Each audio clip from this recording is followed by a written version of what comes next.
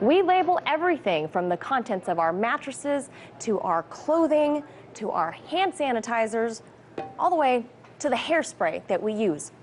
But at the moment, there is no federal law that says we should have the same for the food that we consume, even though 9 out of 10 people across all socioeconomic strata, age groups, and genders all agree that food makers should be compelled to label foods as GMO or genetically modified. Why then is Senate Agriculture Chairman Pat Roberts pushing draft legislation intended to stop this from happening? Senator Roberts unveiled legislation that would make it illegal to force states to label foods as genetically modified.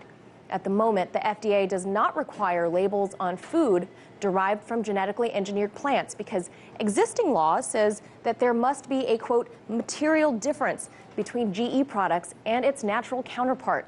But to clarify, the FDA does not carry the force of law behind them, and it's ultimately up to lawmakers on the Hill to make it the law of the land. Now, proponents of Roberts' bill say this is the best step to take to prevent a patchwork of legislation that varies from state to state. People like Pamela Bailey, the president of the Grocery Manufacturers Association.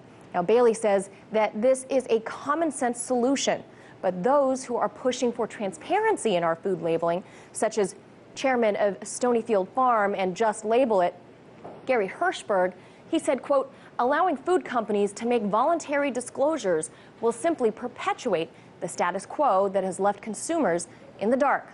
Stonyfield Farm is, of course, a leading organic food maker, best known for their organic yogurts and dairy products.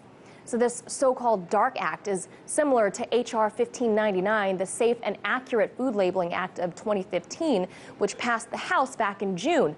It expanded the definition of the word natural, which in the food industry is actually quite different than the word organic.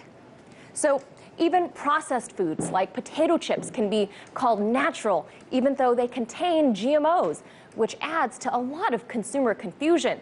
Now, while the DARK Act probably won't pass the Senate, the big food corporations lobbying for its passage will likely find other ways to piggyback other legislation, one word at a time.